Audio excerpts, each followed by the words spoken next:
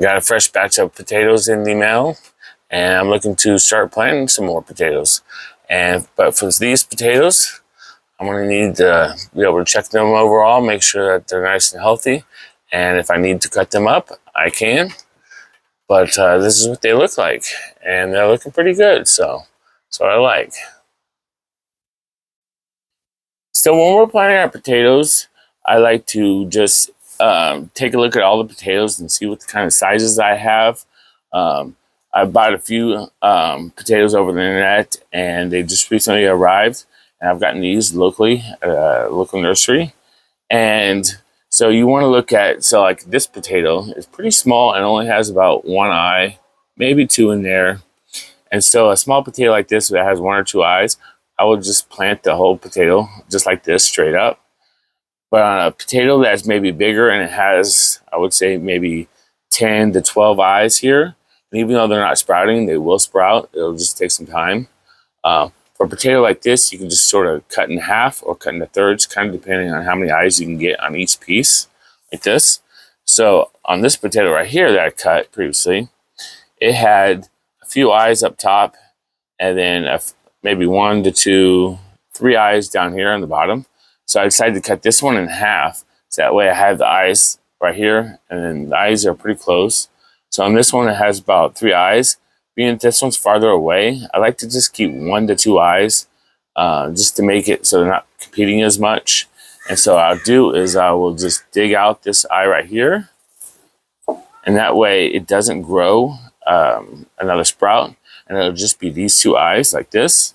And for something like this, it has 3 to 4.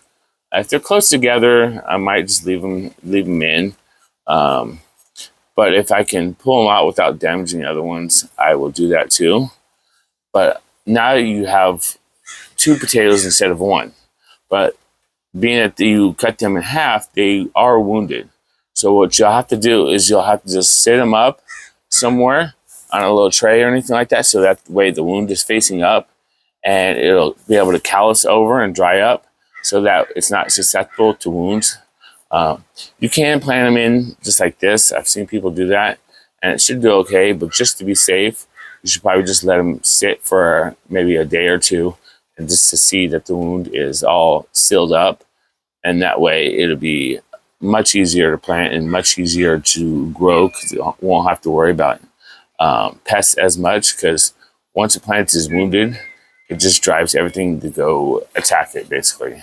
But yeah, so you want to just be able to, because you'll get variety of potatoes. You'll get small ones like this with one. You'll get a bigger one like this. Usually something like this size, I'll do at least 2 potatoes, maybe 3. You won't get 3 times as much, but you'll get a lot more than if you just had the 1 potato. But yeah, so basically you want to just see the sizes of them, see how many eyes there are, and seeing where you can cut them so that there's enough eyes on each potato, and then just let them sit until they callus over and the wounds are covered up, and you'll be ready to plant. So I used an old garden tray to set my potatoes on, and I would just put them enough, and I turn it upside down so there's enough airflow on the bottom and the top, and I'll separate them so they're not too close together. I like to have them a little bit gaps in between so that there's enough airflow that goes around the potatoes to help heal them up and help with the calluses and the drying up of the potatoes. So I've had the potatoes sitting in the little tray right here for about 2 days. You can do it a little longer if you want to, but they've all sealed up pretty well. So that way they'll be less susceptible to any kind of diseases out there that they can get through this. So you want to make sure you just check all your potatoes, that all the wounds, any kind of wounds, whether you chipped out the eyes here or that you cut the bottom off and separate them. You want to make sure they're all sealed up and that there's nothing that's showing that could bring in any kind of diseases. And they're looking really well. Actually, I kind of like them. This is the first time I ever waited this long. Sometimes I get a little impatient and just cut them up, put them into the ground. But I kind of wanted them to have a little better chance of growing a little bit more and maybe thriving a little bit longer than usual. So now that I have the tub where I want it to be and how much soil I want in it, for this tub it's about 25% of the tub. Usually I'll go for about a third, but I like to try things differently and see maybe how I'll get more potatoes if it's a little lower. It just kind of depends. So at this point I'll add my fertilizer, which is a 5-5-5 fertilizer, and I like to have an all-around kind of fertilizer, just the equal amount of nitrogen, potassium, and phosphate, just to get an overall kind of health to it. I might add a little bit extra nitrogen just to get the leaves to grow bigger and just to get more output before it starts growing the potatoes. So I figured if it has the plants a lot bigger, then I might be able to get bigger potatoes. And so on a tub like this, I usually do around 6 potatoes. If I'm doing like a grow bag like this, which is about a 10-pound bag, I'll do maybe 2 or 3. But on something like this, I feel a little bit more confident of adding maybe 6 to 7 potatoes, and I will do them kind of equally, split apart, making sure that the eyes are all the way up and they're straight up.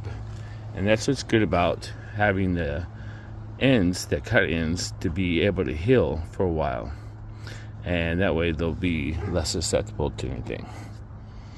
Do that.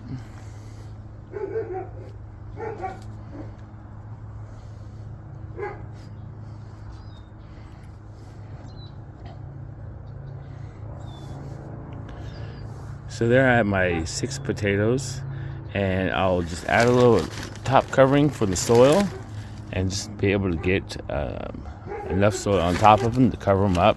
And as the plant grows, I'll just keep adding more soil, kind of like a hilling method when it's in the ground, but this is in the tub. So I'll just keep adding soil all the way up until the top of the tub, and just to encourage more growth of the potatoes. So my potatoes are all covered up, and then I'll just do a little watering here, get all the moisture, get all the soil wet, just enough.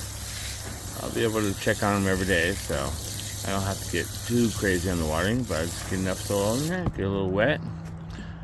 And once I'm done with this, and I'll put it into place where I think it'll grow the best. I try to get mostly sun, maybe a little shade, but mostly sun, so that way it'll grow up pretty tall.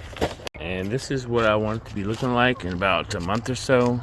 I have them in the tub. I've added some more soil as it grows, and the leaves are looking pretty good, nice and dark and green, really flush. I think I put about 6 potatoes in this one too, but this is what I like to see. If I feel like I need to add a little bit more nutrition, I'll do that, usually in a liquid fertilizer. But what I like about the tubs is the soil is pretty fluffy, so I can add it underneath the soil if I need to. And this is what the potatoes in the grow bag look like after about 2 months. The leaves are really dark green, which I like, and it's very, very tall. I just added fertilizer just recently, a little bit of liquid fertilizer, and they're looking really good.